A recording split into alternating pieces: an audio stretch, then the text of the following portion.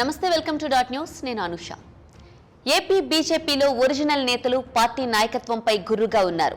Party అధ్యక్షురాలు పురంధేశ్వరి వ్యవహార శైలిపైన, పార్టీలో మొదటి నుంచి కష్టపడి పనిచేసిన నేతలకు జరుగుతున్న అన్యాయంపైన నేతలు ఆగ్రహంగా ఉన్నారు. అయిన వాళ్లకు ఆకుల్లో, కాని వాళ్లకు కంచాల్లో పెడతారా అంటూ హైకమాండ్ దూతలను నిలదీశారు.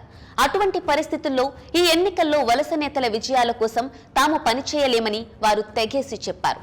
పురంధేశ్వరి నిర్ణయాలే పార్టీకి చేటు చేస్తున్నాయని పదాధికారుల సమావేశంలో నేతలు ముక్త కంఠంతో కుండబద్దలు కొట్టారు.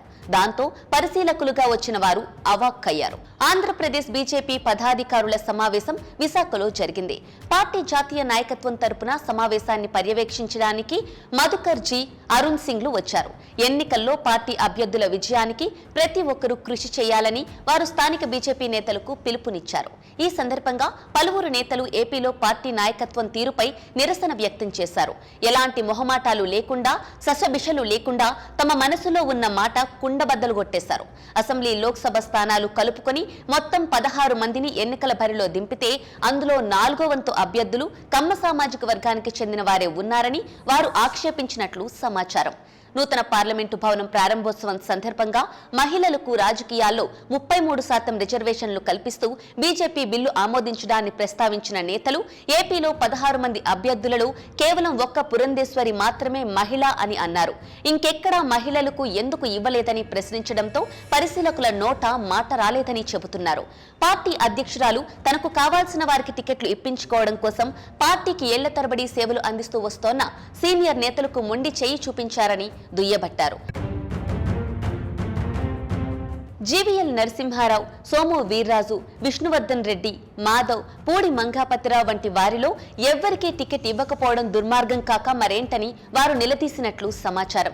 ఎచ్చెర్ల నియోజకవర్గంలో కమ్మ సామాజిక వర్గం ఓటర్లు పెద్ద సంఖ్యలో లేకపోయినా స్థానికంగా బలంగా ఉన్న కొప్పుల వెలమ సామాజిక వర్గ నేత పూడి మంగాపతిరావును పక్కన పెట్టి పురంధేశ్వరి, చంద్రబాబులకు సన్నిహితుడైన ఈశ్వరరావుకు టికెట్ ఇవ్వడాన్ని వారు తప్పుపట్టారని అంటున్నారు. రాజమండ్రి రూరల్ సీటు ఆశించిన పార్టీ మాజీ అధ్యక్షుడు సోము వీర్రాజు క్రమశిక్షణకు మారుపేరుగా చెబుతారు. తమకు టికెట్ రాకపోయినా, తీరని అన్యాయం జరిగినా ఆయన మాత్రం ఇంతవరకు నోరు మెదపలేదు. జీవీఎల్ నరసింహారావు కూడా డిట్టో. అసలు నేతలు పరాభవాన్ని ఇలా పంటి బిగున భరిస్తూ ఉంటే బీజేపీతో ఏం మాత్రం సంబంధం లేని నరసాపురం ఎంపీ రఘురామకృష్ణంరాజు మాత్రం తన నియోజకవర్గంలో బీజేపీ అభ్యర్థిని ప్రకటించిన తర్వాత కూడా తాను నరసాపురం నుంచే కూటమి అభ్యర్థిగానే పోటీ చేస్తానని చెప్పుకు తిరగడం విశేషం. ఒకవేళ రఘురామ చెప్పినట్లే నరసాపురంలో భూపతిరాజుకు ఇచ్చిన టికెట్ను బీజేపీ నాయకత్వం వెనక్కి తీసుకుని చంద్రబాబు నాయుడు కనుసన్నల్లో అరాచకీయాలు చేసే రఘురామకృష్ణంరాజుకు టికెట్ ఇస్తే మాత్రం ఏపీలో బీజేపీ పరువు పాతాళానికి పడిపోవడం ఖాయమంటున్నారు సీనియర్ బీజేపీ నేతలు.